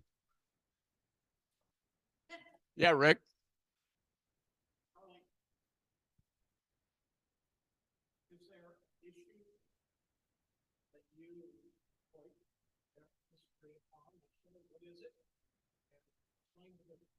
I admire all that run for office. It's not easy to run for office. I don't have an issue with Hoyt. I don't know if Hoyt has an issue with me. Probably, I don't know. In fact, I haven't gone to many debates because I've been an employee of the state of Florida judging horse racing. This is my 36th year. I wanted to leave it last year, and there's only like 120 that do that throughout the country. So it's hard to hire somebody that come from the north to work here because they have a mortgage there and a payment here, and it doesn't work out. So this is the last year I'll be there. My tenure will end May 7th, and I will not be an employee of the state any longer because I've just said I've had enough. I've seen a lot of things, and it's time for me to cool my heels and have a couple of days off a week. But I'm not trying to avoid the question. That's what I'm doing. Yes, sir.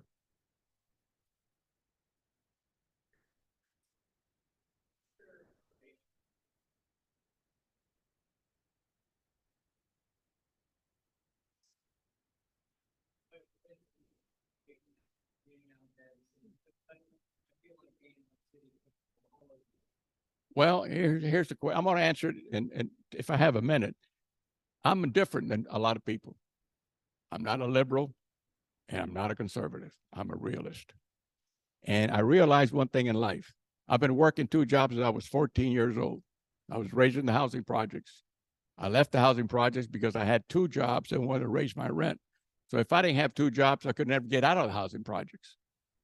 So I borrowed money and I bought my first house for $500 down. I paid that back, and the house payment was $49, the same thing I was paying in the housing projects at that time. I bought the house that I live in now, close to St. Joseph Hospital, on horseback because there was no stadium, there was nothing there. That was in 1964, $1,200 down. And I did buy another house that I liked better because the payment on this house was $69 a month. And I could make that payment, but I couldn't make the payment on the other house that I really wanted. So everything is the same, but it's different now. Let me tell you what happened now, in my opinion.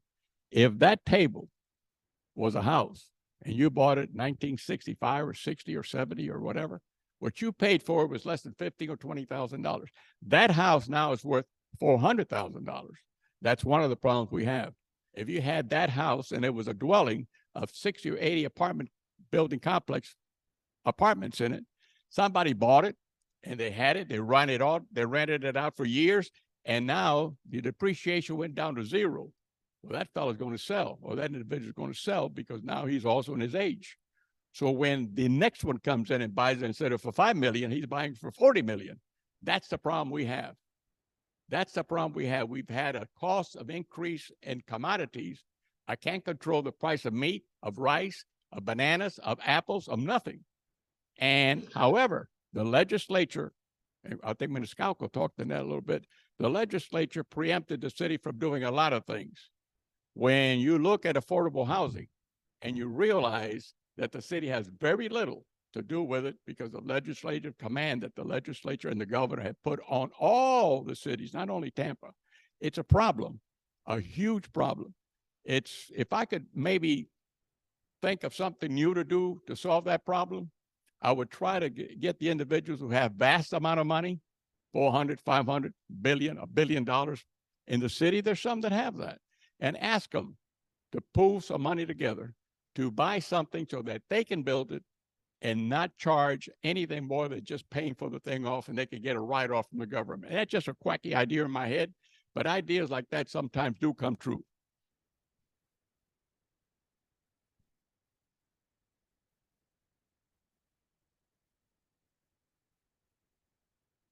Thank you. And that concludes our the runoff election candidates for tonight. Sir, you have one question? That's so. You think you're gonna be good in 2 minutes? Okay.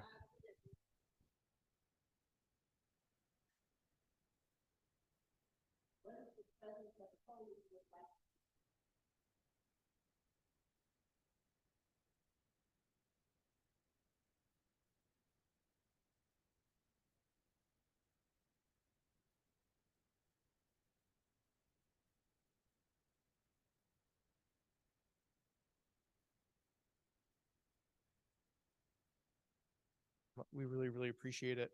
I was gonna go to finish up our meeting, but I'd rather give an extra 3 minutes for questions.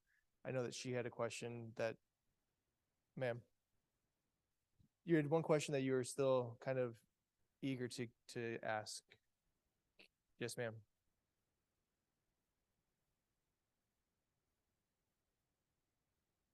She left, but give me a under 20-second question.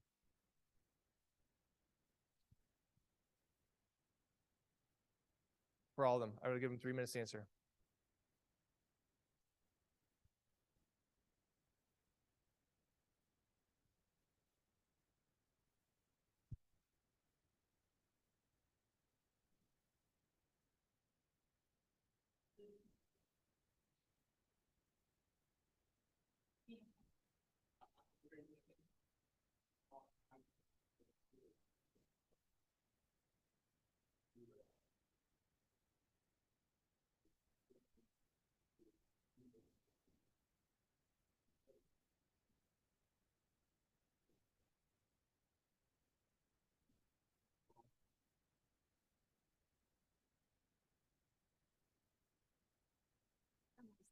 Yes, ma'am. So this is the statement I want to make. So with rent stabilization, City Council had an opportunity during that window last year to make a decision to put it on the ballot so the city or the constituents could vote on it. They decided not to. I hear time and time when the candidates get up here and say that there is nothing they can do. City Council, the attorneys, brought it in for a first reading. So they were doing the process. In regards to subpoena power, same thing, right? I hear the conversation about what they can't do, but they have attorneys there. So the attorneys are gonna make sure the T's are crossed and the I's are dotted before they submit it. They're gonna tell you what they can legally do and what they legally can. If they couldn't legally do it, they wouldn't be pushing forward with it. They come back with the first reading because they're able to do it. So that's the statement I want to make, because I keep hearing this and it kind of annoys me, so. Lynn, do you have anything, 3 minutes that you want to speak on? Yeah, I gave you 3 minutes. Do you have anything?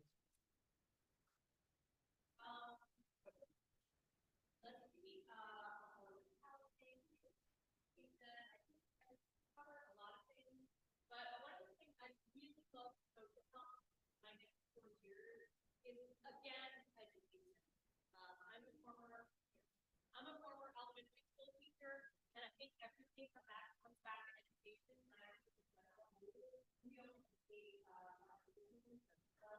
about the opportunities we have from affordable housing to other so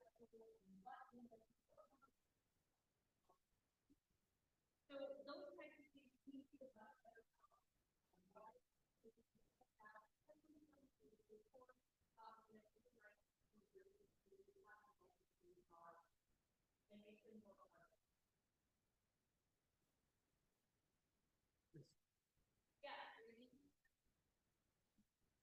Sandra, did you have, I'll give 3 minutes.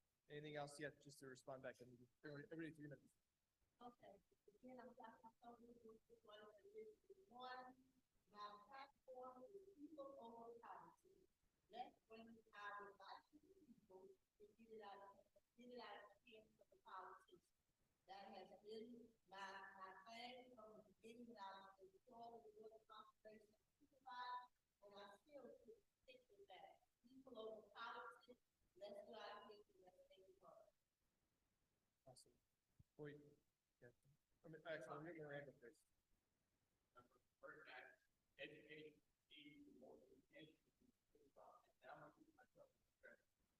When I went to elementary school, was there 1 week or 2 weeks to count?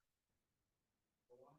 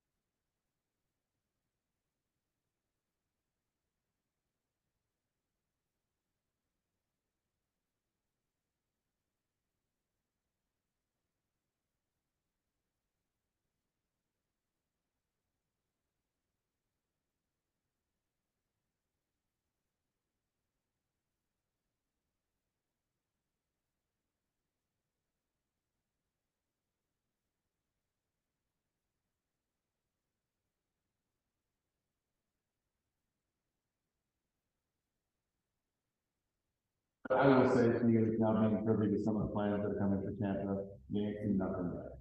I think people have looked around and thought, oh my, people were starting, maybe it's gonna start slowing down and maybe things that, this is what we see. No, this is the transformational changes in Tampa. If you read a machine thinking what 10 years, 10, 15 years from now, you're gonna look back and think, this is not the drop in the bucket. But my appeal to you is asking for your support and your vote. It's one thing I bring to the table. I moved to Tampa like it was 37 years ago, but I love the city of Tampa. I love everything that's special about the city of Tampa. I love the neighborhoods. I love the people. I love the diversity. I love the multilingual aspect of the city. It's the type of community I want to work with. And as we grow the city of Tampa, I assure you that every vote that I take is going to be heavy on my soul, is that we don't lose what is special about Tampa to build what is coming in Tampa. So we can build, we can make a lot of improvements, we can accommodate growth, but we can't do it at the cost of our soul. And that's what I bring to city council, and that's why I hope to earn your support. Thank you. Thank you. That concludes our 10-minute forum. Thank you.